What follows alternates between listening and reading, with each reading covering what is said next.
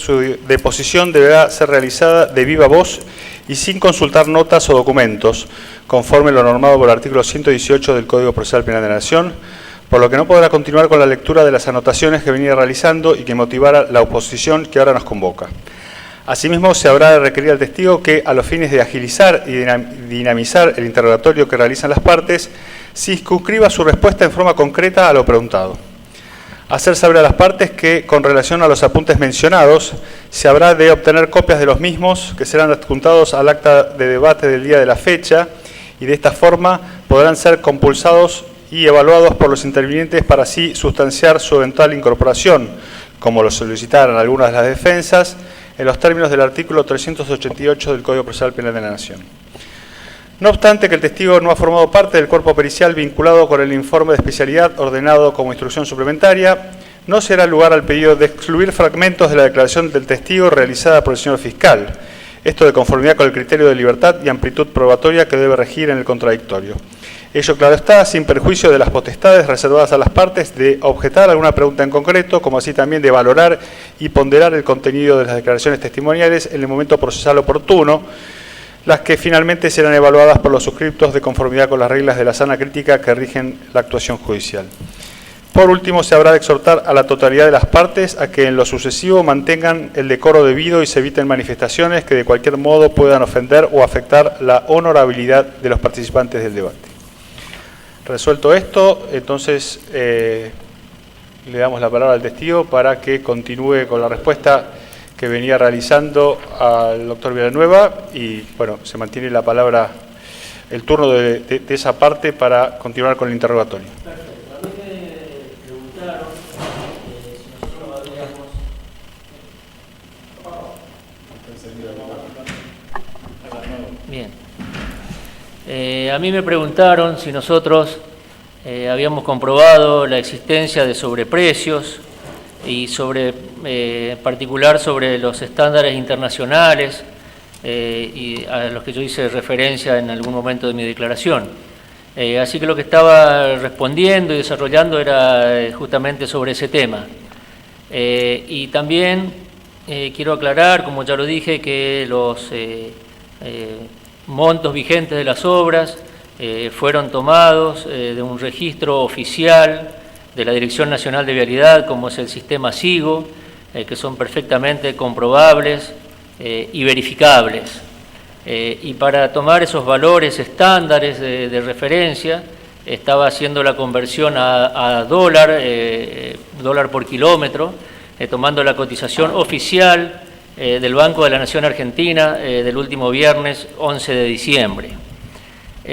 Dicho esto, del análisis que presenté, se desprende, voy a tratar de, a ver si retuve en la memoria, las obras de la autovía Comodoro Rivadavia Caleta Olivia tenían en promedio un valor de $458.000 el kilómetro.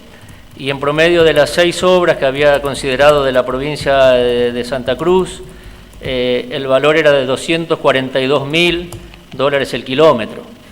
También tomé otras obras que nosotros auditamos, entre ellas la Ruta Nacional 40 en la provincia de Mendoza, el tramo Pareditas del Sosneado, de 140 kilómetros de longitud, y ahí obtuvimos un valor en torno a los $400.000, $398.000, con la particularidad, y esto es muy interesante aclararlo, que la obra tenía 2 secciones, 1 y 2, y fíjese que el tramo 1 valía 4 veces más que el tramo 2.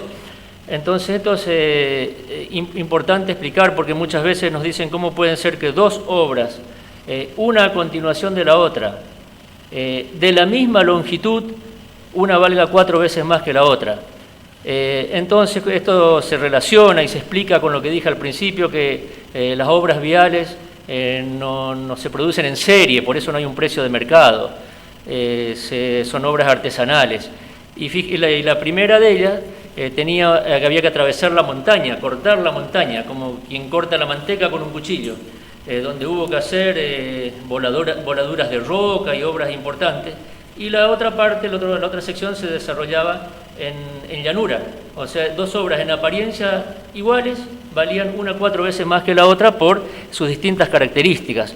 Y estas cosas son las que yo creo que es importante explicarlas desde el punto de vista técnico para su comprensión. También, bueno, estas obras, como dije, en torno a los $400.000 el kilómetro. También auditamos el año pasado la Ruta Nacional 18, autovía Paraná-Concordia, en la provincia de Entre Ríos. Con 4 tramos, la obra consistía en la duplicación de calzada, o sea, una calzada de 2 manos existente, se construían otras 2, para transformarla en autovía, vinculando la idea era vincular a la provincia de Córdoba con la red del Mercosur. Estas obras se iniciaron aproximadamente en el año 2011, se paralizaron en 2017 y recientemente este año se están reanudando, felizmente. Son 4 obras con diferentes valores cada una, pero en promedio el costo kilométrico en dólares resultaba de $554.000 el kilómetro. Es decir, que la provincia de Santa Cruz, las obras de Santa Cruz están en el mismo orden de magnitud que los valores históricos de las obras de la Dirección Nacional de Vialidad, bueno, que todos sabemos que una obra nueva está más o menos, siempre estuvo entre $500.000 y $1 millón el kilómetro, y una obra de repavimentación puede estar entre $100.000 y $300.000 el kilómetro. Ahora es interesante también comparar con el sistema de participación público-privado, el sistema PPP o 3P, como le llaman, iniciado en julio del año 2018. Estas obras pretendían construir mediante 6 corredores, transformar en autopistas 3.400 kilómetros de rutas, con una inversión de $5.400 millones, con lo cual daba un costo kilométrico de casi $1.600.000 el kilómetro. Valor que resulta consistente con lo que recientemente, hace unos días, dijo el ministro Gabriel Catopodis, que estas obras del sistema de PPP, que se dieron de baja ya 5 de los 6 contratos, valían 3 veces más que el valor de las obras históricas de Vialidad Nacional, casi el triple.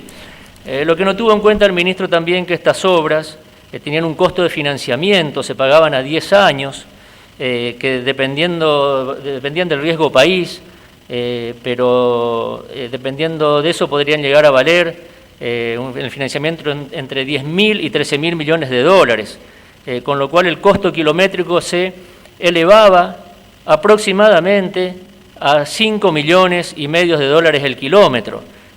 Obras que no diferían de la mencionada autovía Paraná-Concordia, hecha por Vialidad Nacional, iniciada antes del año 2015. Entonces, cuando se habla de sobreprecios, es un tema también interesante para preguntarse y para investigar dónde estaba el sobreprecio. Si en las obras de Entre Ríos, de Santa Cruz o de Mendoza, iniciadas por Vialidad Nacional antes del año 2015, o en las obras del sistema 3P iniciadas después del año 2015, que valían 10 veces más. Con esa plata, bueno, ese sistema el Estado les daba un bono y le pagaba a 10 años, si el Estado fuera pagando el 10%, hiciera esas obras con fondo del Tesoro Nacional, el 10% anual, al cabo de 10 años, para ser claro, ser gráfico, hubiese construido 10 veces más de kilómetros de autopista, hubiese construido 36.000 kilómetros de autopista, que sería casi la totalidad de nuestra red nacional, es el 90%, más o menos nuestra red tiene 40.000 kilómetros. Entonces, cuando hacemos estas comparativas, es interesante mencionar también lo que pasó con las otras obras, y lo que es el 3P se pagaba a los 10 años, pero ya a los 10 años el Estado, la obra habría agotado su vida útil o estaría próxima a agotar, con lo cual habría que repavimentarla de nuevo. Así que estas son las consideraciones que quería hacer con respecto al sobreprecio, y es ahí donde yo a veces me pregunto, nuestro informe de auditoría interna, como su nombre lo indica, fue utilizado para hacer esta causa que estamos aquí presentes. Sin embargo, de nuestro informe no se desprende que hayan rutas pagadas y no construidas. Tampoco se desprende que haya defectos constructivos de importancia y tampoco se desprende que haya certificaciones o desvíos en las certificaciones. Mucho menos el informe habla de sobreprecios. Esto yo estoy aclarando es por una inquietud, porque sí tuvimos en cuenta los precios, aunque no era ese el objeto del trabajo. Entonces es donde yo me pregunto cuál fue la interpretación que hizo el administrador de vialidades entonces, el ingeniero en petróleo Iguacel, para formular una causa judicial a partir de nuestro informe de auditoría.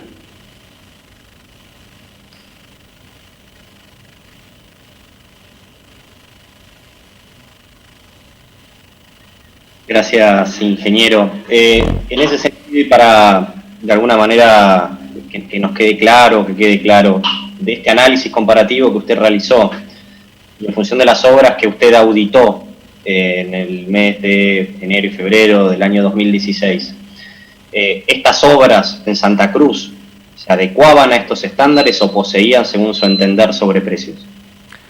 Sí, es lo que termino de explicar, doctor. Las obras de Santa Cruz, las de la autovía estaban a valores actualizados, están en torno a los $460.000 el kilómetro, y el resto de las obras de Santa Cruz en torno a los $200.000 el kilómetro de esta muestra que tomé para este análisis. Le pregunto nuevamente entonces, ¿con esos números se podría hablar en esos casos de sobreprecios?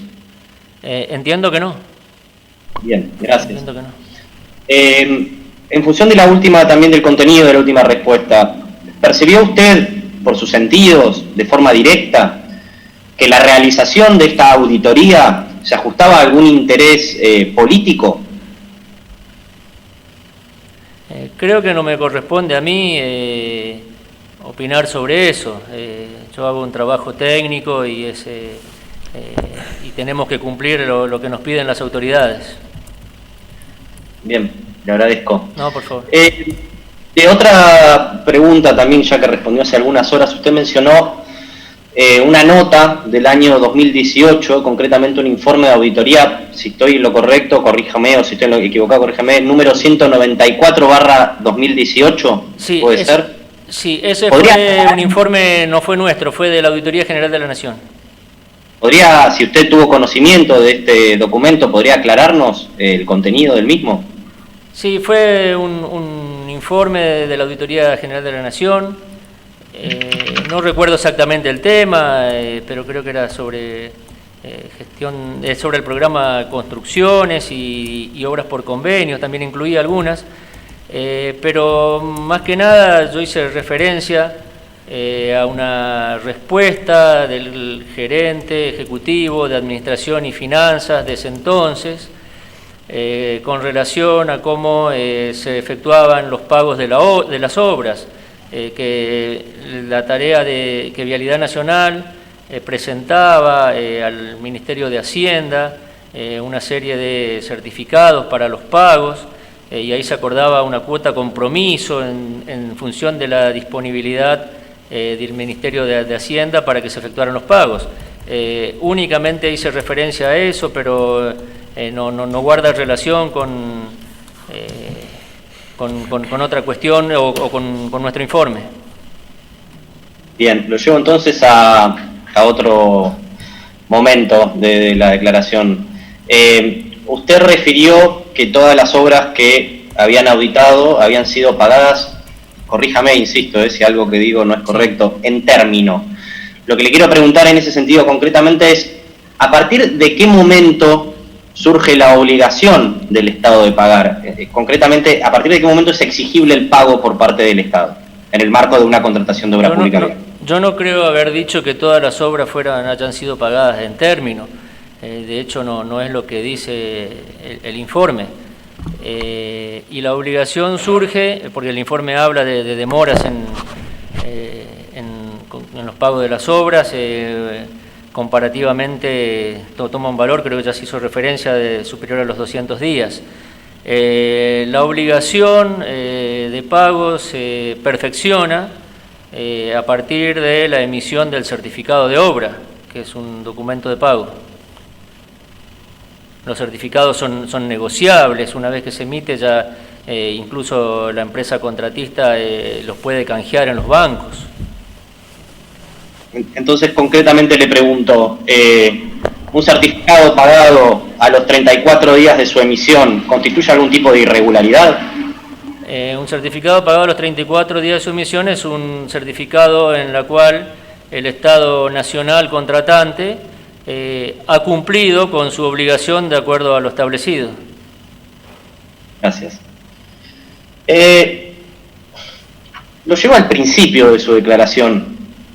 Usted habló de un plan quinquenal denominado ciclo. ¿Estoy en lo correcto? Sí, es correcto, de auditoría.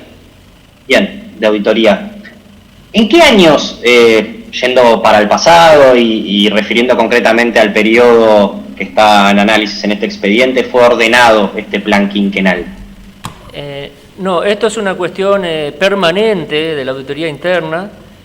Nuestros planes de auditoría, tanto el quinquenal, que es orientativo por temáticas o por proyectos, como el anual, que es específico de qué proyectos, de qué producto se va a hacer dentro de esa temática. Esto se aprueba todos los años por la Sindicatura General de la Nación, junto con el plan anual.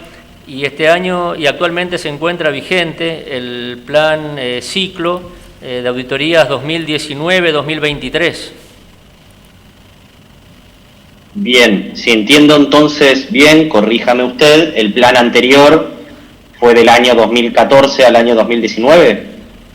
Correcto, entiende bien, pero hubo una readecuación. Se hizo primero un plan ciclo 2017-2021, después por otras razones SIGEM a los 2 años pidió elaborar un nuevo plan, porque también ocurrió en el año 2018 la disolución del órgano de control de concesiones viales, que tenía su propia auditoría. Entonces, esas tareas hoy día, todo lo que son concesiones viales, nos fueron asignadas a nosotros, que empezamos ya en el año 2019 a auditar esto, ya hicimos 3 auditorías de concesiones viales.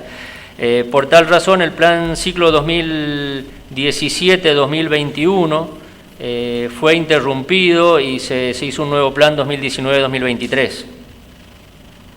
Concretamente, la pregunta lo voy a llevar al momento en el cual se realizó la auditoría del año 2016. Esa auditoría, ordenada por la DNB como el acto número 1 del año 2016, ¿estaba contemplada dentro del plan quinquenal ciclo vigente a ese momento?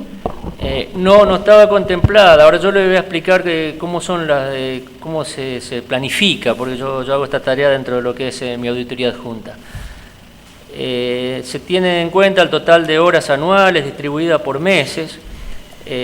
A eso se le restan las horas estimadas de licencia y de capacitación, con lo cual se obtienen las horas útiles u horas disponibles. De ese total de horas útiles se utiliza el 75% para las auditorías programadas, y las restantes 25% de las horas útiles se destinan a auditorías no programadas, que pueden ser solicitadas por la SIGEN o por el administrador de Vialidad Nacional. Bien, en su experiencia vasta, evidentemente, en la materia, ¿le fue en alguna otra oportunidad ordenada una auditoría centrada en un contratista en particular? Nunca nos llegó una auditoría centrada en un contratista en particular, y quiero aclarar, como ya dije hoy, que esta auditoría tampoco lo es. Esta auditoría estaba centrada en una provincia, y de las obras que relevamos nosotros, las 41 en rutas nacionales, había 10 contratistas, como ustedes pueden ver en nuestro informe. Tengo el detalle, bueno, pero ahora no me permiten leer, así que bueno, no lo puedo hacer. No, por favor, esto era en función de una respuesta. Bueno, había empresas, Eleprin, Deca Vial, Petersen, Tiele y Cruz, empresa Cani Costilla, había varias empresas que digamos que eran contratistas de las obras en Santa Cruz. Usted refirió un porcentaje de desajuste en la certificación de obras. Ese porcentaje, esos niveles de desajuste a los que usted arribó, ¿se ajustan a la normalidad de lo relevado por la Dirección Nacional de Vialidad en otros distritos? ¿Es superior? ¿Es inferior? No tenemos prácticamente situaciones como estas. Hubo otros distritos donde sí tuvimos algún caso de una sobrecertificación importante, pero en general no ocurre eso, y puede decirse que este valor, dado el volumen de obra, es absolutamente despreciable. Bien, ¿tuvo usted conocimiento en su labor profesional de alguna certificación de obra falsa o apócrifa en la jurisdicción de Santa Cruz? No tuve conocimiento de ninguna. ¿Encontraron en el análisis o en la recorrida que realizaron rutas que se dirigiesen al medio de la nada? Bueno, esta es una pregunta muy interesante, y si me permiten desarrollar, lo voy a hacer, porque veo que evidentemente es algo que pegó muy fuerte en la sociedad. Yo pregunté también por esto, esa imagen fue muy fuerte en particular, y la ruta que se mostraba, que la corroboré hace unos días buscando el video en YouTube, pero en aquel momento la fuimos a ver, era en Puerto Deseado. Se mostraba un pequeño tramo de 6 kilómetros, que ni siquiera era una ruta nacional, era una ruta provincial, que iba dirigida a lo que iba a ser el Parque Industrial de Puerto Deseado. La obra vial de 6 kilómetros de extensión, como dije, se hizo, y el Parque Industrial no se llegó a realizar todavía en ese momento. Con lo cual me llamaba la atención, porque en esa nota también veía un concejal de la ciudad de Puerto Deseado que hablaba sobre el tema, sobre el parque industrial, y yo supongo que quien debería saber justamente de por qué no se hizo el parque industrial era el municipio y sus concejales. Otra de las rutas de las que se hablaba en el informe era la ruta provincial 47, que bueno, me resultaría, poder graficarlo, pero era la antigua Ruta 3, que salía más próxima a Puerto Deseado, a la altura de Tellier. Luego la ruta fue rectificada con los años, y se accede hoy a Puerto Deseado por la 281. Y esa 47, para simplificar, como si fuera un triángulo, permitía dirigirse de Tres Cerros a Tellier, cerca de Puerto Deseado. En lugar de recorrer los catetos, uno se dirigía por la hipotenusa, por así decirlo. Esa ruta conecta actualmente, es una ruta que estaba de tierra en ese momento, no se había iniciado la obra que estaba prevista. Conecta prácticamente el puerto de Puerto Deseado, pocos kilómetros antes de Puerto Deseado, con una mina de extracción de oro, que es conocida como Cerro Vanguardia, que es muy importante ahí en la provincia.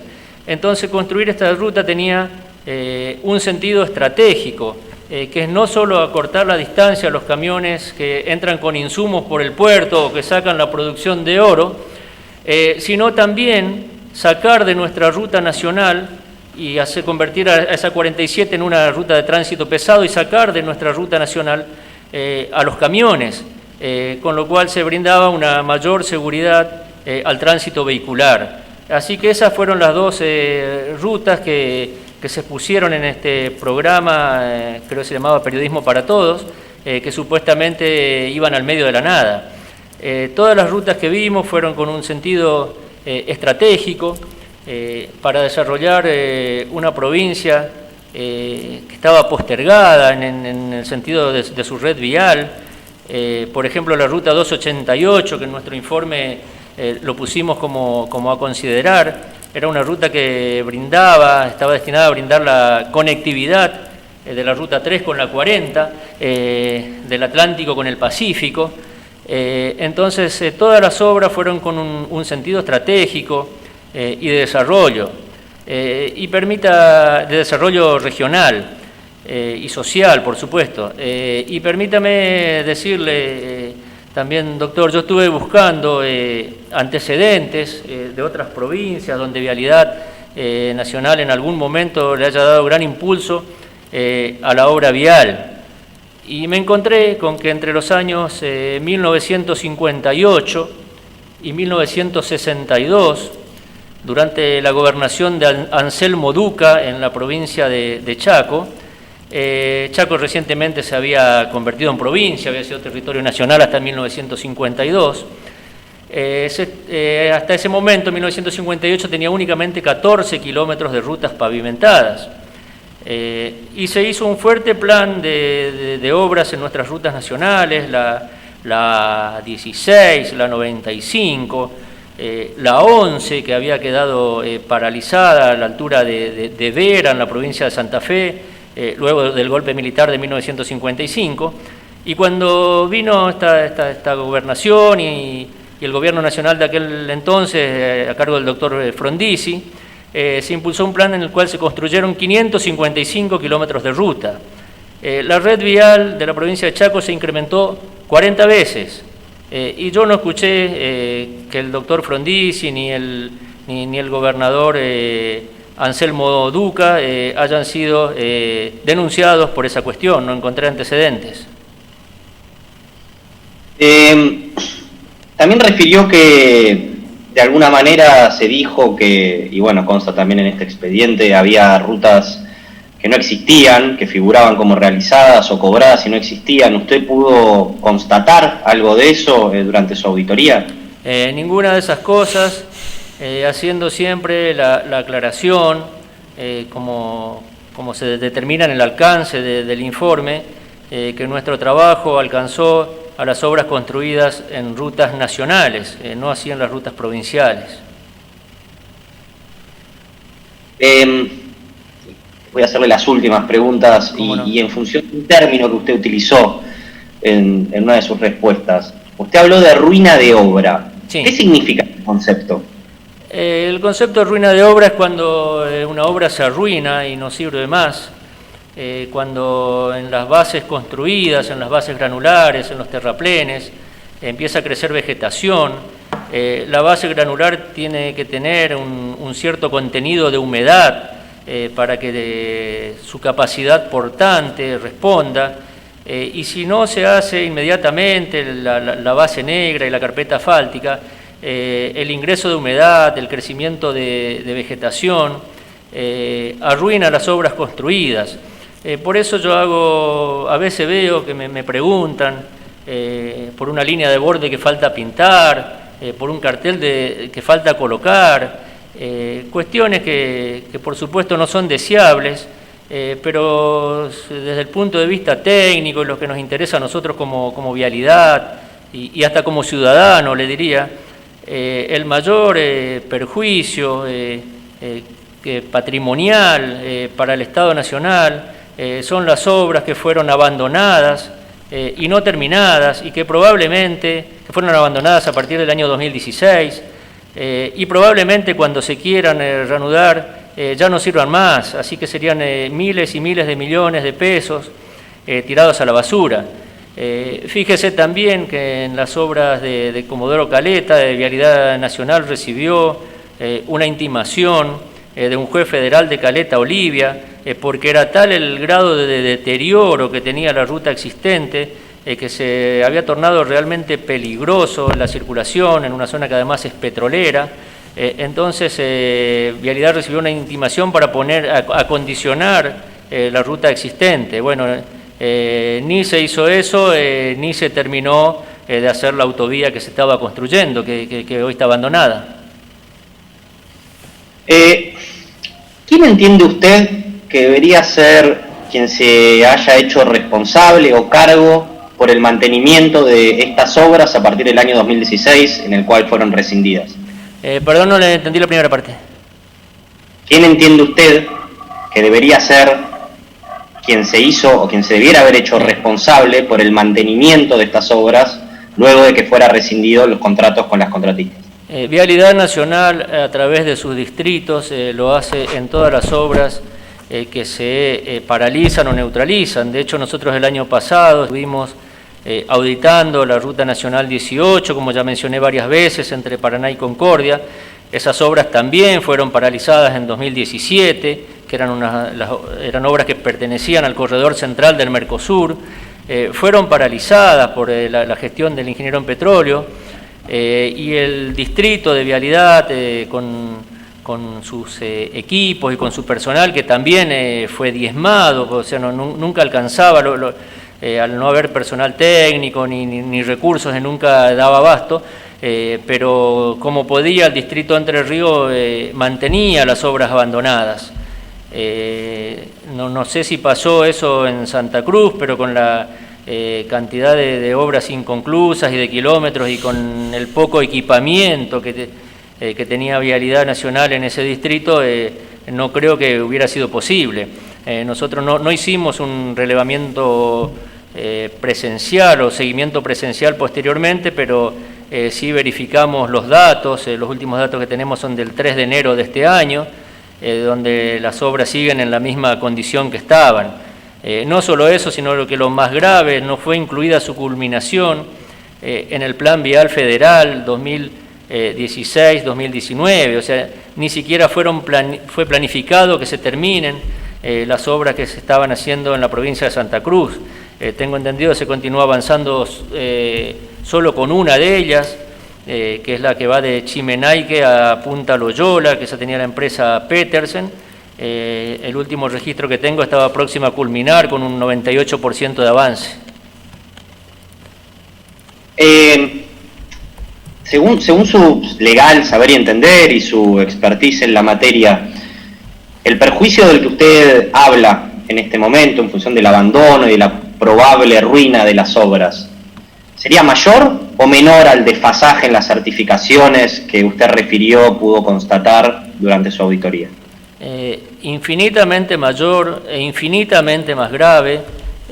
Los desfasajes que vimos nosotros ya los referí, dentro de lo que es un relevamiento expeditivo, fueron menores y despreciables, y esto es el abandono lisa y llanamente de obras que nos costaron muchos millones a los argentinos, y es un perjuicio muy grande para el Estado Nacional. Por eso a veces a mí me sorprende, como dije hoy, cuando me preguntan por una línea de borde, un cartel que falta, y no miramos las obras que quedaron abandonadas, que no pasó solo en Santa Cruz, pasaron en varios lugares del país, en la Ruta 19 en Córdoba, la 18 en Entre Ríos, que bueno, felizmente se pusieron en marcha en estos últimos meses.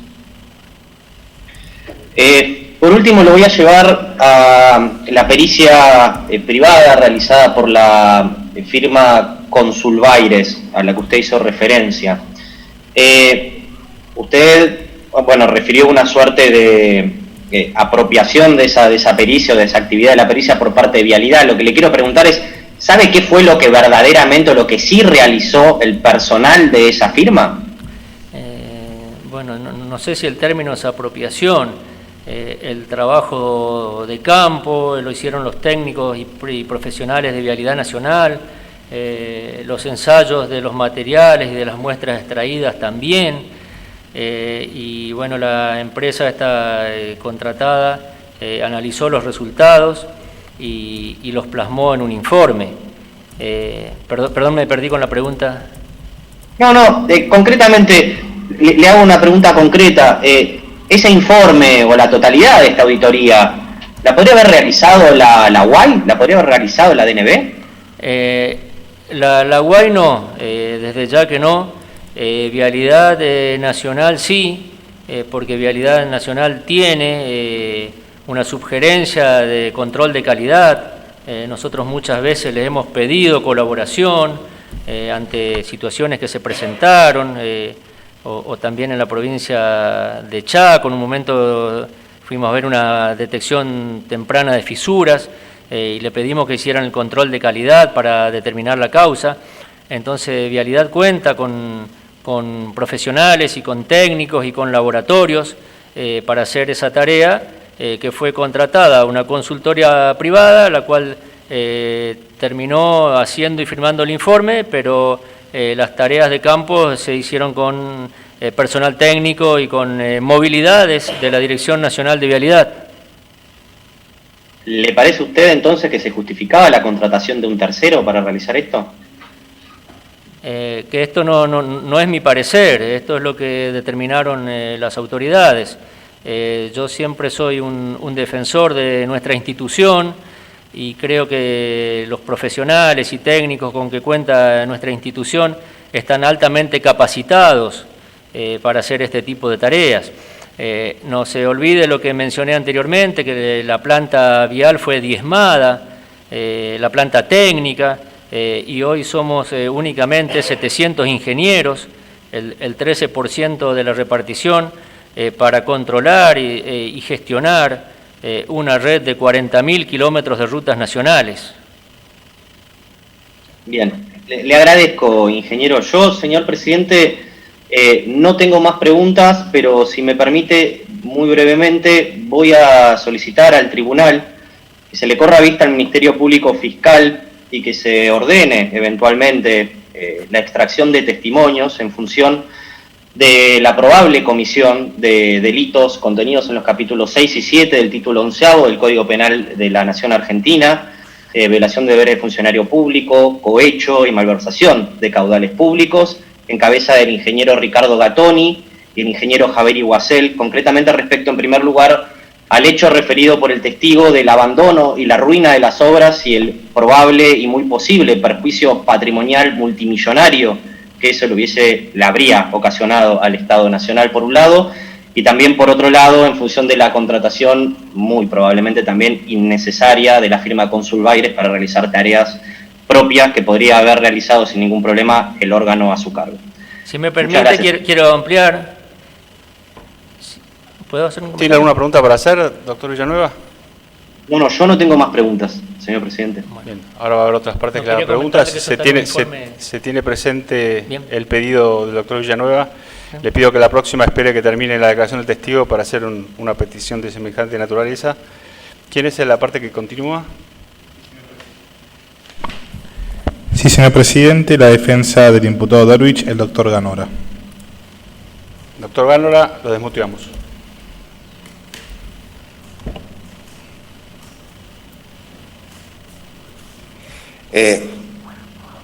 Buenas tardes, ingeniero. Buenas tardes, doctor. Quiero limitarme al periodo 2006-2008 y quiero saber si en la auditoría que ustedes realizaron advirtieron irregularidades en las construcciones que se realizaron en esa época. Del 2006 al 2008. Exactamente. Bueno, nuestro trabajo se realizó en el 2016. Pero, digamos, referidas a ese periodo, ¿advirtieron o constataron algún tipo de irregularidad constructiva? No, las irregularidades constructivas, que son menores y ya son las reiteradas veces mencionadas. Nosotros recorrimos donde encontramos algunos defectos con aparición de baches de importantes dimensiones, lo que nosotros llamamos piel de cocodrilo en la calzada. Eso fue en la ruta 40 al norte, en torno a la localidad de Gobernador Gregores. Entiendo que esas obras son de esa época, no tengo presente de memoria en qué año fueron iniciadas, pero esos son los defectos constructivos que se pudieron comprobar, y esas obras estaban incluidas en el decreto que hoy mencioné, 508 del año 2004, así que muy probablemente sean de esa época. dichos defectos. ¿Esos defectos podrían haberse generado con posterioridad al año 2008 por falta de mantenimiento? Hay una serie de razones que pueden hacer que una calzada presente defectos, y no necesariamente son defectos constructivos, a veces son fallas de los materiales, o a veces también puede ocurrir por un incremento del tránsito por encima de la proyección esperada. Así que hay varias razones, con lo cual yo no podría expedirme sobre el tema en el aire. Esas cuestiones siempre, cuando suelen aparecer cuestiones de este tipo, pedimos la intervención de control de calidad.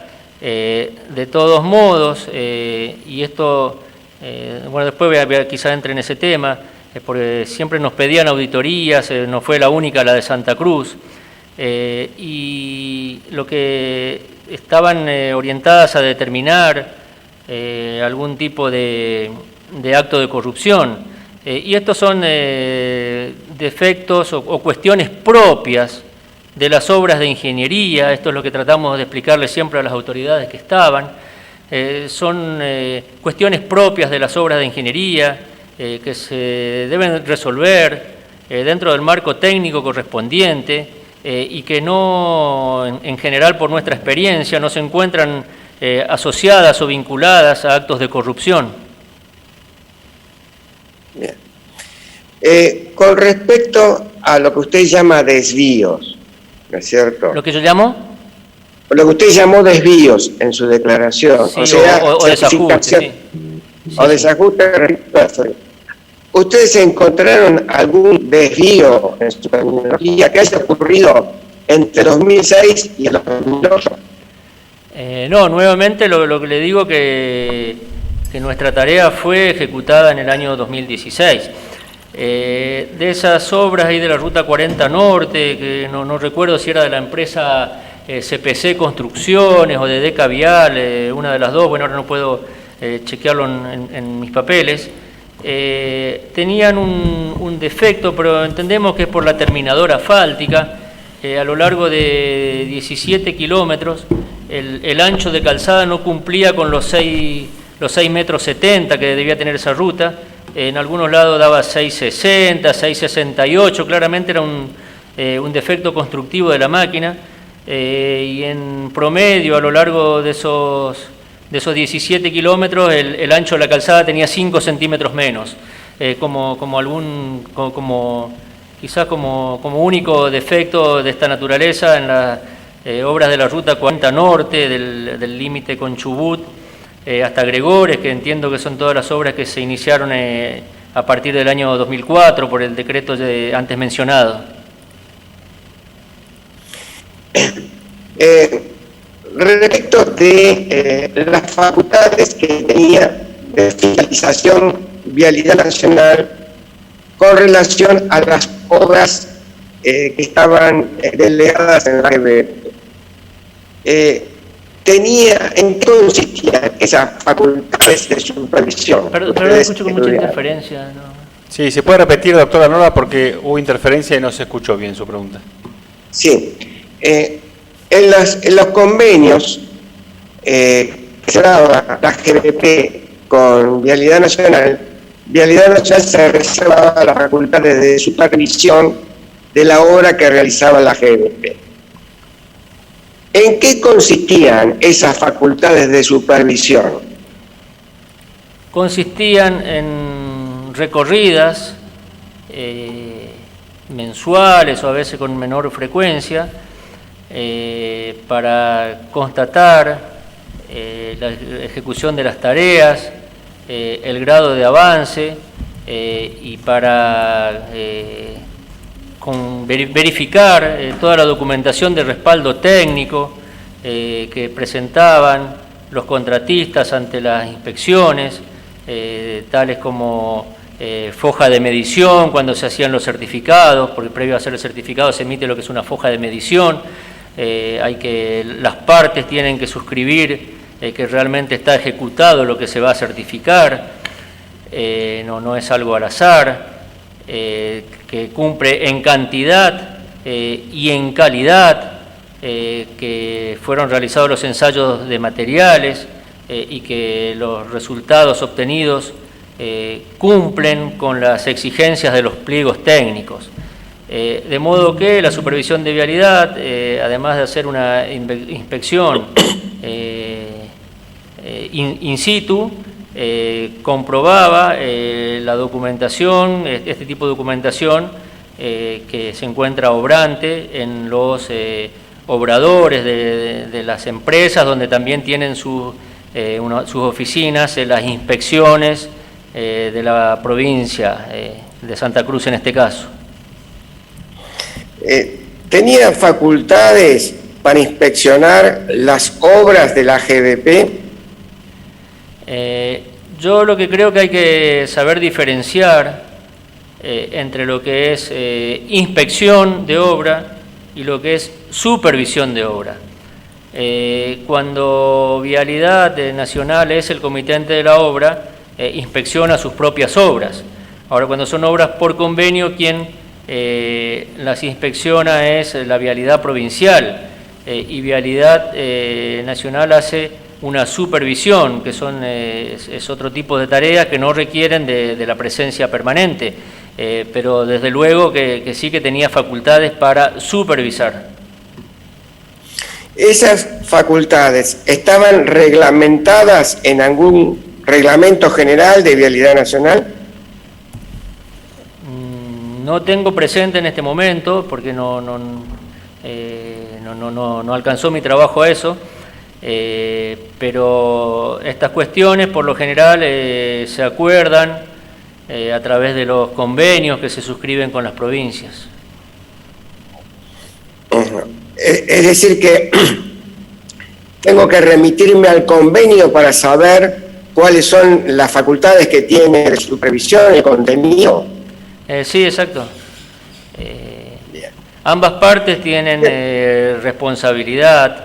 En el caso de la inspección es permanente y más específica, y la supervisión son comprobaciones sobre los controles realizados por la inspección. O sea que la supervisión sería un poco el control del control, por así definirlo. Dígame, cuando ustedes inspeccionaron auditaron el distrito de Santa Cruz, ¿tenía ese distrito el personal y los medios técnicos como para llevar adelante las tareas de supervisión? Yo ya lo expliqué esta mañana, que no sé cuál es la forma en que se determina la suficiencia o la insuficiencia de los medios. Si yo juzgo por los resultados obtenidos, que fueron satisfactorios, ya que no hubo desvíos en la certificación, ni hubo defectos constructivos, puedo decir que estos resultados fueron correctos y satisfactorios. Y hoy yo ya expliqué cómo tiene que ver, siempre uno desearía tener más personal en la repartición, más personal técnico, pero tiene que ver con la dispar evolución que tiene por momentos el crecimiento y decrecimiento del volumen de obra con respecto a la dotación del organismo y la capacitación de su personal. Bien. El jefe del distrito o de los distritos tiene facultades como para contratar personal sin autorización de la central. Es una cuestión de recursos humanos. No tengo exactamente claro cómo funciona, pero tengo entendido que es a propuesta de los jefes de distrito, pero quien aprueba la contratación es la gerencia de recursos humanos. Al menos en los años que estoy en auditoría es así. No tengo más preguntas, señor presidente. Muy bien, señor secretario. Muchas gracias, señor ingeniero. Gracias. Sí, señor presidente, en orden establecido, sigue la defensa de Pavesi, el doctor Viñales. Doctor Viñales, tiene la palabra.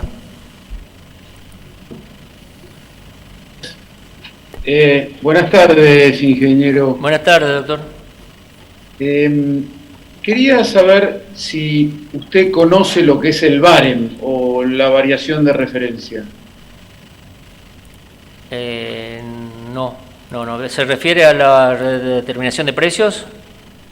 Efectivamente. Sí, sé de la metodología, pero no sé exactamente lo que es el VARIN o variación de referencia.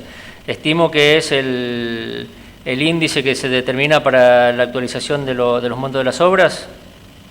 Efectivamente, si sabe cómo está compuesto y si usted nos puede aclarar si este barem es un indicador o un actualizador de precios. A eso apunta. ¿O actualizador de precios? Sí. Cuando la salida del régimen de convertibilidad se produjo un proceso inflacionario y entonces el Estado Nacional dictó el decreto 1295 del año 2002 y también hubo otro decreto complementario que fue el 1953 para establecer un mecanismo de actualización de los precios. No conozco en profundidad, pero sí lo que le puedo decir es que cuando tienen ese mecanismo prevé un salto superior a un determinado porcentaje y cuando se produce eso se actualiza el saldo restante de la obra, pero no la totalidad, el 90% del saldo restante, deja un 10% del monto de la obra fijo. Estos indicadores fueron muy cuestionados a lo largo de los años por las empresas contratistas. De hecho, esto lo desarrollamos nosotros en un informe de la provincia de San Luis, porque tuvimos también una denuncia por ese tema, que nos dieron intervención a nosotros. Entonces, a raíz de eso, de esas quejas del sector de la construcción, el Poder Ejecutivo Nacional en el año 2016, el gobierno de ese entonces, actualizó la metodología de redeterminación de precios a través del decreto 691 del 2016, donde precisamente entre sus considerandos se hace referencia a que los indicadores que surgían del decreto 1295 no resultaban representativos de la evolución de los precios. Ingeniero, ¿es adecuado utilizar la variación esta de referencia para retrotraer precios en periodos largos de tiempo, digamos varios años, para verificar eventuales sobreprecios? Entiendo yo, ya hice algunas consideraciones sobre el tema, entiendo yo que puede ser totalmente distorsivo, porque justamente estamos hablando de un índice cuestionado por no ser representativo, pero hay algo peor, creo yo, y ya lo dije también. El precio se conforma por distintas cuestiones, entre las cuales está el costo financiero, y el costo financiero tiene que ver con el acceso al crédito de las empresas contratistas o con la tasa de descuentos de cuando cambian un certificado. Entonces, recrear un escenario de hace 15 o 16 años, un escenario financiero, teniendo entre medio una crisis económica mundial como fue la del 2008, de magnitudes solo comparables con la Gran Depresión de 1929 o 1930, que quizás acá en nuestro país no lo sentimos tanto, porque se logró absorber, pero fue muy fuerte en Europa y en Estados Unidos. Pretender recrear ese escenario, yo creo que prácticamente hay que ser mago, o a la persona que lo haga hay que darle el Premio Nobel de Economía. Ingeniero, lo voy a sacar de este tema que a mí me quedó claro. pero querría llevarlo a un tema más específico de su actividad. ¿Conoce usted si, digamos, para formular la pregunta clara, si para calcular volúmenes de terraplén en obra se utiliza el método de la media de las áreas? No sé cuál es el método que se usa en los proyectos. Eso ya es una pregunta específica para las áreas de proyectos, pero yo lo que tengo entendido que se hacen relevamientos de campo en forma previa de hacer un proyecto. El método de la media de las áreas es un método matemático que puede servir para una comprobación posterior. Para un proyecto hay que hacer un relevamiento in situ, porque puede encontrarse con determinadas, por ejemplo, encontrarse con una zona boscosa, con una zona de bañados. Entonces es muy difícil determinar cuál es la base sobre la cual se va a fundar. Por eso hay que hacer trabajos de campo previamente a hacer los trabajos de gabinete. Quien no lo hiciera está condenado a cometer gravísimos errores de proyecto que llevan a modificaciones de obra y a mayores gastos para el Estado nacional. El método que usted menciona, mire, ya que lo menciona, voy a hacer referencia. En el año 2017-18 nos pidieron una auditoría sobre una obra de Hito 1 San Sebastián, Ruta 3 en Tierra del Fuego, que era un terraplén de 88, una ruta sobre un terraplén en partes de hasta 15 kilómetros de alto, 88 kilómetros de largo. Ahí tuvimos que ubicar 3 millones de metros cúbicos, 3 millones, que es una bestialidad, es algo inconmensurable. Y ahí sí usamos ese método porque era para hacer una comprobación y tomábamos mediciones cada una determinada cantidad de metros, cada 100 metros, para obtener un resultado aproximadamente estimativo, porque ya una medición posterior nunca puede ser precisa. Pero ese método para realizar un proyecto entiendo que no es el más adecuado. No, mi pregunta es si ese método es útil para un relevamiento posterior. Sí, eso le termino de contestar. Muy bien. Pero igual, a ver, para un relevamiento posterior es estimativo, porque para determinar exactamente dónde se funda el terraplén con el suelo existente, hay que auscultar o tomar muestras de la estructura de la obra. Bien, entonces, si yo quisiera determinar un volumen de terraplén, estimando ya en una obra terminada un ancho promedio, una altura promedio, y después multiplicar ese trapecio por la longitud de la ruta, ¿esto es válido? Yo creo que es un error grosero que le puede llevar a resultados muy distorsionados. Y vuelvo a hacer referencia a ese trabajo que nosotros hicimos en Tierra del Fuego, donde también fue una denuncia y tampoco se encontraron desvíos.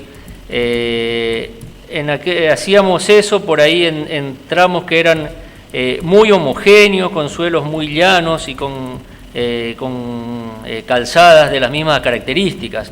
Pero había lugares donde se presentaban cañadones de hasta 12, 15 metros de alto, el cañadón alfa, el cañadón beta, incluso con distintas configuraciones planimétricas, con lugares donde existían rotondas, que como comprenderá lo que le estoy diciendo, eso hay que medir en forma particular. Aplicar este método en general creo que puede conducir a errores. De hecho, pensando en que el terraplén no siempre se funda sobre una llanura, por ahí se puede estar entre cerros o en un valle, o entre hondonadas. Es esto que usted refería de tomarlo cada, por ejemplo, 100 metros. Sí. Bueno, le expliqué, en el caso de Tierra del Fuego que hicimos eran en un terrapleno homogéneo, pero por ahí teníamos que tomar específicamente cada menos metros donde había un cañadón o donde había una rotonda o una intersección que tenía un volumen de suelo que tenía una configuración y un ancho mucho mayor al convencional. Muy bien, yo le agradezco mucho las respuestas. Ha sido muy gentil, señor. Gracias. Muchas gracias, doctor. Gracias, señor presidente. Señor presidente, sigue el doctor Paruolo. Desmuteamos al doctor Paruolo, perdón. Gracias, señor presidente. Bueno, buenas tardes ya, ingeniero. Voy a tratar de ser lo más breve posible. Voy a hacer pocas preguntas. Si alguna la contestó, que yo pude no haber escuchado por algún problema informático, diga ya la contesté, no se preocupe. Igual van a ser muy breves. En primer lugar, ¿conoce la revista El Constructor? Sí, la conozco. Bien. Los parámetros que fija esa revista, según su experiencia, ¿sirven para ser extraídos a realizar análisis sobre obras en distintos lugares del país? ¿Los parámetros se refiere a precio de obra o precio de Exacto, materiales? Precio de obra. No, yo expliqué hoy las particularidades que tiene una obra vial. Expliqué también que para nosotros no existe el precio de mercado como tal, existen presupuestos oficiales, existen montos vigentes, existen precios en base a las especificaciones técnicas. Expliqué también el caso de la obra de Pareditas del Sosneado en la provincia de Mendoza, donde dos obras aparentemente iguales en longitud, una contigua a la otra, sin embargo una valía 4 veces más porque hubo que hacer un camino haciendo voladura de roca y la otra se desarrollaba en la llanura o en una zona plana. Entonces, tomar esos parámetros, yo creo que hay que ser muy cuidadosos y que puede inducir a errores, que hay que estudiar cada obra con sus características de ubicación, de ubicación temporal, espacial, geomorfológicas, de disponibilidad de los materiales, etcétera. Así que puede servir de manera orientativa o como referencia, pero no taxativamente para fijar el valor de una determinada obra. Es decir, no se hace el presupuesto de una obra en base a la revista El Constructor, sino en base al conocimiento que realizan los profesionales de las áreas que se ocupan de estos temas. Bien, te agradezco. ¿Conoció o conoce a Nelson Periotti? El ingeniero Nelson Periotti fue el administrador de vialidad durante los años 2003 y 2015, así que bueno, lo conozco porque yo audité Vialidad Nacional desde el año 2000, 2001 aproximadamente, y luego en el año 2014 presenté mi currículum a Vialidad Nacional. Yo trabajaba en la CIGEN y me incorporé a Vialidad, así que lógicamente conozco porque era la máxima autoridad del organismo.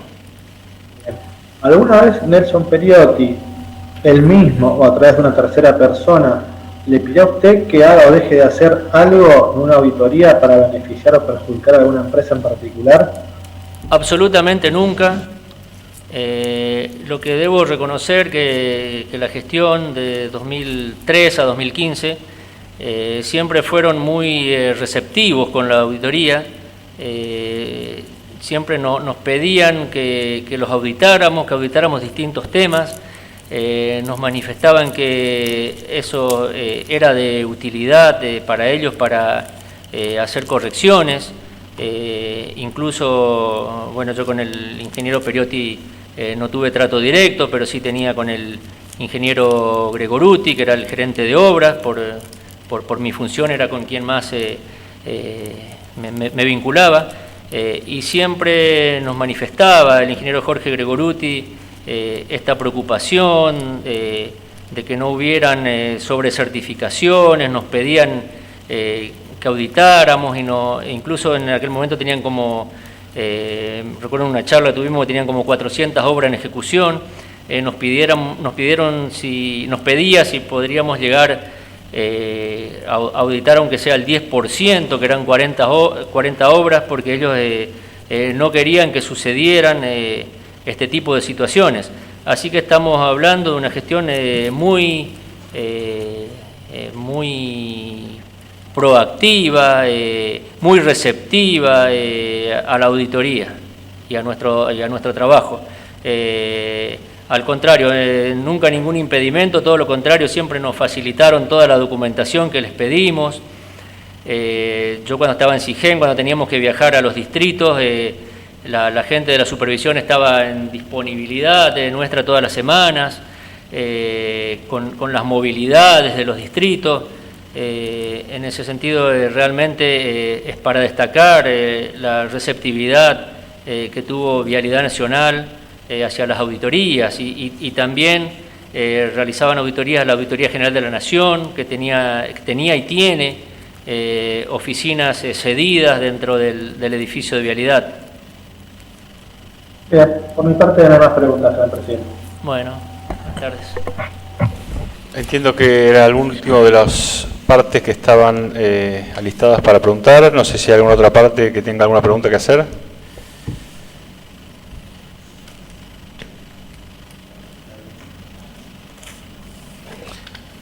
Sí, señor presidente, el doctor Arce desea hacer preguntas. Doctor Arce.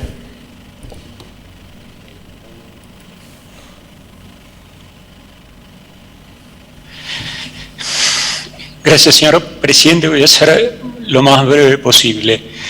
Buenas tardes, ingeniero. Yo soy defensor del arquitecto Carlos Kirchner. La primera pregunta que le quiero realizar es, en el caso de las auditorías que forman parte del plan anual, ¿a quién le remitía la UAI el resultado de las auditorías llevadas a cabo entre los años 2014 y 2015? Los resultados de las auditorías, le comento que la auditoría tiene dos partes. Primero es un informe preliminar que se remite a las áreas auditadas para que efectúen su descargo y sus comentarios. Es decir, si hacemos una auditoría de obras, por lo general iba al gerente de obras.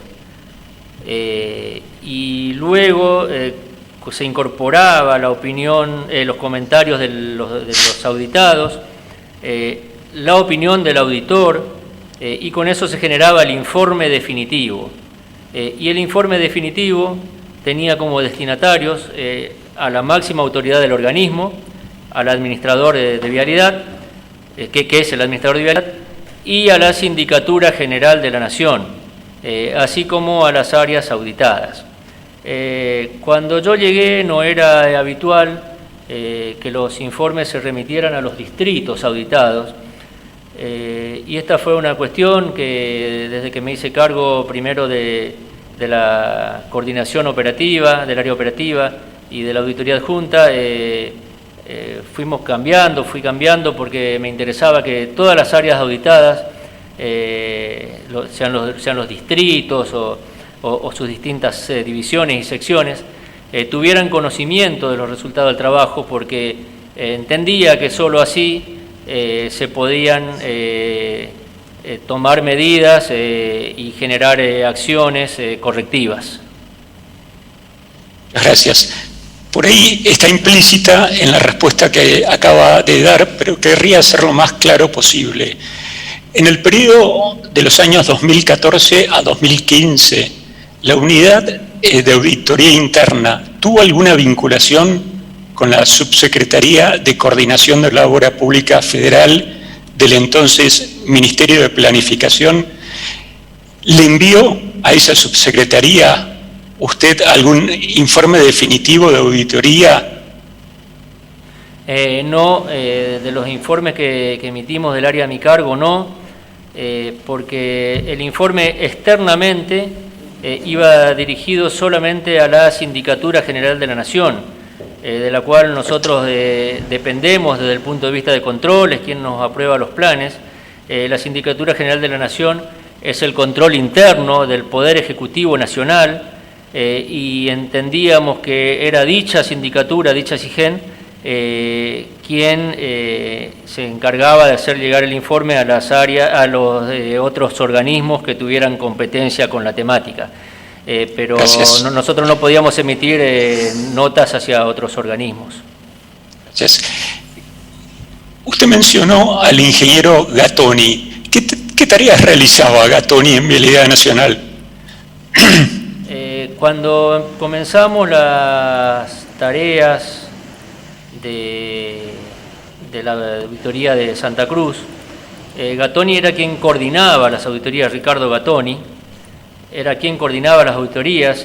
Yo tengo entendido que en ese momento, él todavía no había sido incorporado a la planta de vialidad, no era funcionario de vialidad, era una persona sin designación, y se decía en ese momento ad honorem, y posteriormente, con el transcurso del tiempo, fue designado como asesor técnico del ingeniero en petróleo Iguacel. Ok. ¿Y en qué circunstancias conoció al abogado Martín Purrein?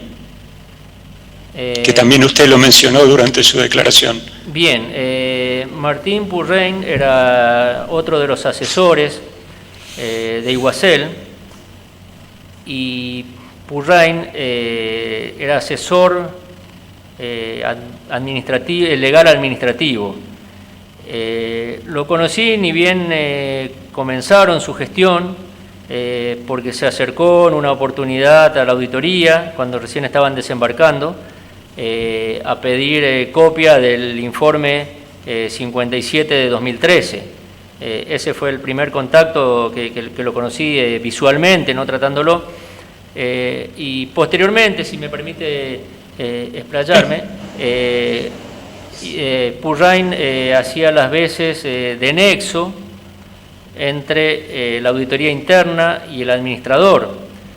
Es decir, pusieron una persona con rango de gerente ejecutivo en ese entonces por encima de la auditoría, lo cual entiendo yo que vulnera nuestra ley de creación 24156, porque la auditoría depende jerárquicamente en forma directa de la máxima autoridad.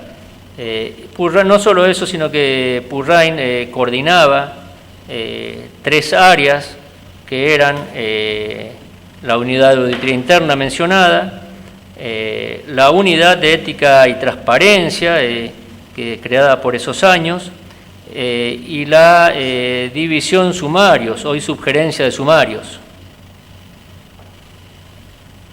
Gracias. ¿Y conoció al abogado Ricardo Stoddart? En caso afirmativo, ¿en qué circunstancias? No lo conocí de tratarlo personalmente, sí lo conocía de vista, y la circunstancia almorzando en el comedor en la esquina de Vialidad. Luego lo vi varias veces en los pasillos de Vialidad. Bueno, y otra persona más. ¿Conoció a Alejandro Mon? Sí. ¿Qué tareas realizaba y en qué circunstancias lo conoció a este señor Mon? También lo conocí de vista, no tuve trato con él.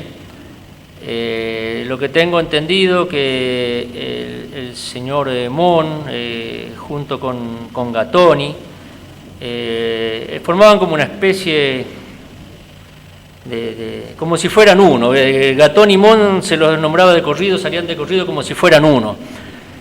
Formaban una especie de célula, no conocía mucho sus actividades, pero por lo que tengo entendido se dedicaban a analizar contratos, contrataciones con otras empresas, y en base a eso generaban denuncias judiciales.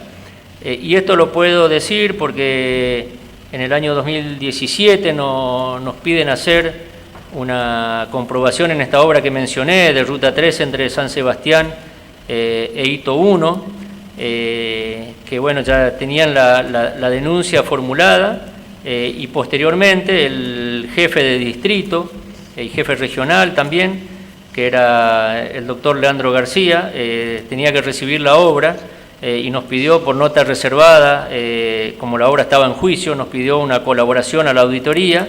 Ahí nos enteramos que la obra estaba en juicio, iniciado por estos estudios que hizo MON. Y bueno, y como le dije hoy, los resultados nuestros arrojaron que el volumen de metros cúbicos de esa obra, de casi 3 millones de metros cúbicos, que era una bestialidad, existía y que tampoco habían desvíos. Pero bueno, ya la causa generada por MON ya estaba en la justicia. Entonces un poco esta es la... A ver, yo podría decir que se había generado, porque al decir que la UAI dependía directamente del administrador y nos pusieron un intermediario que era el señor Purrain, yo creo que todos ellos de alguna manera conformaban lo que sería como una mesa judicial de vialidad. Eran quienes decidían las causas que se iban a iniciar, que no fue solo esta, fueron muchas, muy dolorosas para muchos colegas que perdieron sus trabajos o fueron suspendidos arbitrariamente, o tuvieron que deshacerse de sus bienes para poder defenderse. Hablo del caso del supervisor de la obra de Tierra del Fuego. Entonces, ellos, digamos, Purrain coordinaba, los trabajos nos eran solicitados a la auditoría a veces por la división sumarios, hoy sugerencia de sumarios, otras veces por la unidad de ética y transparencia que se formó, que estaba a cargo de Diego Martínez.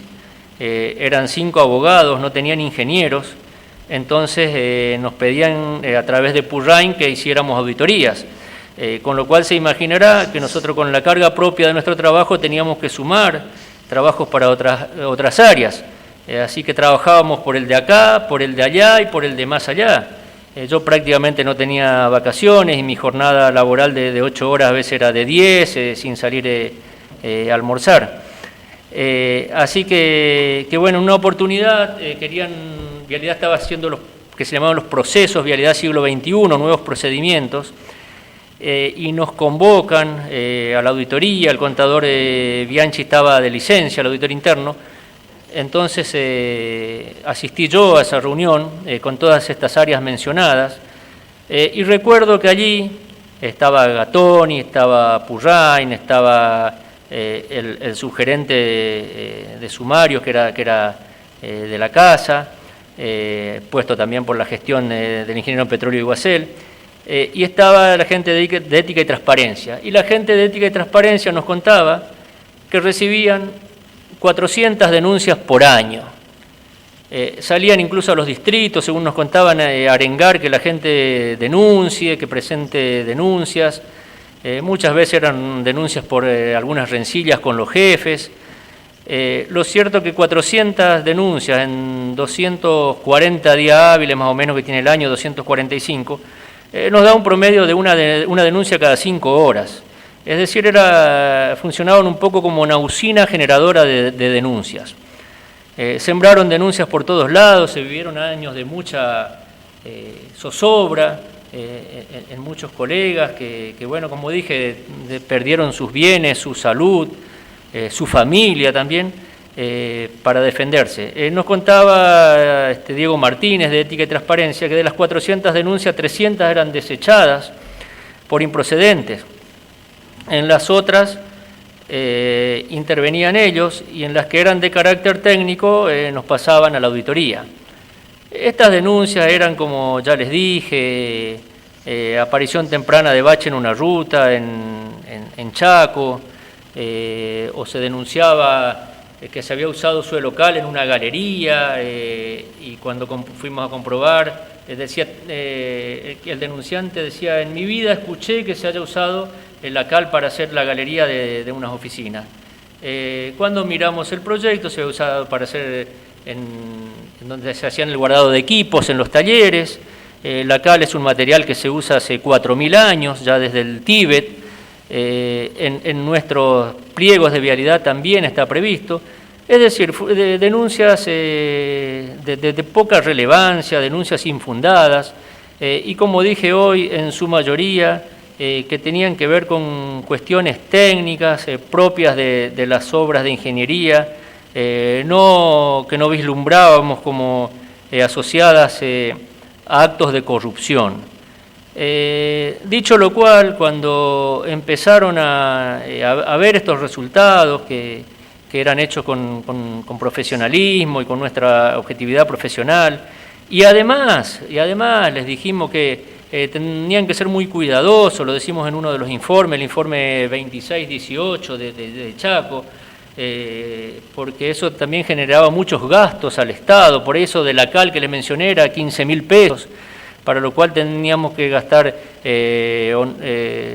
horas de trabajo, sueldos del personal, movilizar un distrito, pasajes aéreos, para comprobar algo totalmente nimio e irrelevante. Cuando no empezaron a obtener los resultados, o entiendo yo que esperaban a través de la auditoría, ese tipo de trabajo ya nos empezaron a dejar de mandar hacia el año 2018, y ahí fue donde se hizo fuerte el trabajo de estos ingenieros que mencioné hoy, que no eran muy conocidos, no eran de perfil alto, estaban más bien en las sombras de Gatón y Mon, a generar denuncias a distintas empresas, porque no solo a la empresa Austral era alcanzada, sino denuncias contra las empresas Felipe Gancedo, contra la empresa Robela Carranza, en fin, todo lo que pasó y lo que vivimos en estos años no se agota en este juicio. Hubo gente que enfermó gravemente, el jefe de distrito de Chaco, el ingeniero Cardoso, se enfermó con un Parkinson, falleció ahora en el mes de agosto, muy atormentado por las denuncias que se le hacían. Cuestiones que ustedes sabrán como una denuncia le atraviesa en todos sus ámbitos la vida de una persona, más cuando una denuncia no tiene, entiendo yo, la fundamentación y más que nada el estudio previo que debiera tener para iniciar una instancia de tal gravedad y tener evidencias concretas para hacerlo. Gracias, ingeniero. La última pregunta. Por determinadas manifestaciones que anticipó y efectuó la Fiscalía, me veo en la necesidad de preguntarle si lo que declaró en esta audiencia fue lo que a conciencia es su leal saber y entender acerca de los hechos por los que fue preguntado, o si tuvo algún interés para beneficiar o perjudicar a alguien con su declaración. No tengo ningún interés de beneficiar ni de perjudicar a nadie. Yo mi trabajo lo hago desde la objetividad profesional, y lo que estoy haciendo acá es defender mi trabajo, que como manifesté anteriormente, me costaba comprender que un trabajo que no tuviera o no evidenciara desvíos de importancia me haya generado todo lo que me generó en mi vida, y estar enfrentando a un tribunal. Nada más me mueve que el hacer mi trabajo con objetividad profesional, y además también la amargura de muchos colegas por el desprestigio que sufrió nuestra institución en estos años. Muchas gracias. Muy amable, ingeniero. No tengo más preguntas, señor presidente. Señor secretario, ¿alguna otra parte? Sí, señor presidente. El doctor Simonetti desea realizar 2 preguntas. Lo desmuteamos al doctor Simonetti. ¿Qué tal? Buenas tardes. Buenas tardes, ingeniero. Yo soy el doctor Simonetti, abogado de Abel Fatala.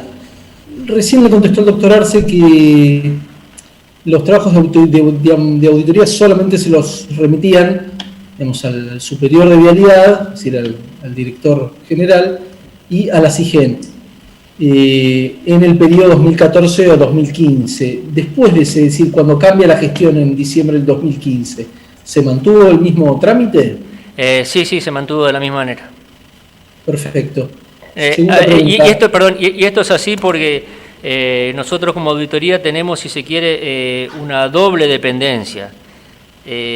Funcional desde el punto de vista del control de la Sindicatura General de la Nación y jerárquica o orgánica porque somos empleados de vialidad.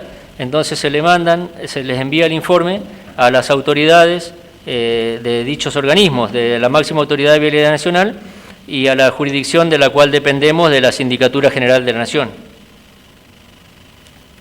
Perfecto. Segunda pregunta, ¿la Subsecretaría de Obras Públicas tenía alguna injerencia, ya sea en el control o en el trámite o en las obras de la Dirección Nacional de Vialidad? Desconozco cómo se maneja esa cuestión, porque es una cuestión, entiendo yo, que es externa al organismo y nosotros somos auditoría interna. Perfecto, no tengo más preguntas. Muchas gracias. No, por favor. Señor secretario, ¿no más preguntas? No, señor presidente.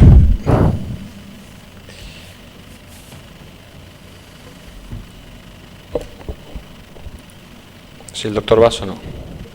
Bien, si no hay más preguntas, ingeniero Romero, su declaración ha finalizado. Muchas gracias, puede retirarse. Muchas gracias. Buenas tardes. Buenas tardes.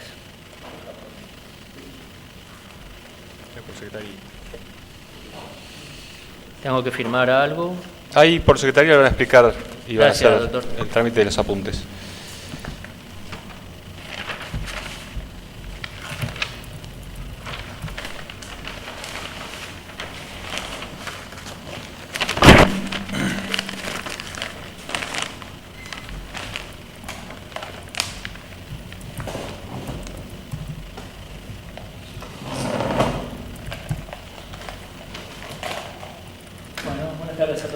Tengan buen día. Bien, si por secretaría se puede informar sobre la próxima audiencia y los testigos previstos para ella. Señor presidente, con carácter previo, hay un pedido de palabra del doctor Párvulo. Lo desmuteamos. Esperemos que se vaya el testigo que todavía está en la sala de audiencia. Ah, perdón, pensé que se veía.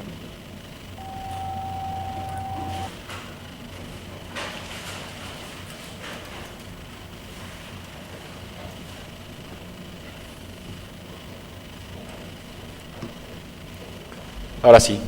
Voy. Gracias. Señor presidente, pido la palabra a los efectos de dos cuestiones. La primera de ellas es, en función de lo que el testigo acaba de declarar hoy, un pedido de prueba que consiste en oficiar a Vialidad Nacional respecto de que informe si constan en sus registros la circunstancia de haberse retirado del distrito Santa Cruz en la década del 70. En caso de que esto sea correcto, indique en qué fecha y hasta qué fecha esto ocurrió. Esto es en cuanto a una cuestión probatoria, atento a los dichos que han surgido hoy, entiendo que es una cuestión nueva y que a esta defensa sería útil dilucidar, toda vez que es algo que mi defendido ha manifestado en su tercera indagatoria como parte de las explicaciones respecto a la imputación que le han realizado. Punto número 1. Doctor, sí, no lo hemos escuchado bien. Perdón, bueno, sé que se refirió a un tramo de la declaración del ingeniero Romero con respecto a que Vialidad Nacional se había retirado del 70, pero no mucho más.